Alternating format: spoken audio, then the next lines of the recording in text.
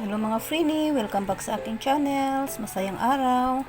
So ito guys, for today's menu, magluluto naman tayo ngayon ng isda. So ayan guys, boneless na bangus ang ating lulutuin. Para naman maiba naman siya, hindi na lang laging paksiw, prito. So ayan, magluluto ako ng pananghalian namin guys. Kaya ayan, bago tayo mag-umpisa, i-share ko muna sa inyong ating mga sangkap.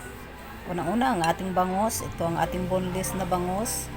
Ayan, nakababad na ito ng tuyo, kalamansi, at ground black pepper. Nilagyan ko siya ng 5 tablespoon ng tuyo, 5 pieces na kalamansi, at ang ating black ground pepper. Ayan,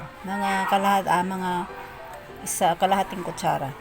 Ang ating sibuyas na puti, dalawang klaseng sibuyas gagamitin natin guys. Ito yung pula. Itong sibuyas na puti guys, gagamitin natin itong pang toppings mamaya. Ito naman ang ating panggisa. So ito ang ating garlic at ating spring onions. So syempre mamaya guys, gagamit din tayo ng cooking oil at ang ating konting tubig. So ayan na guys, tara na, wag na natin patagalin.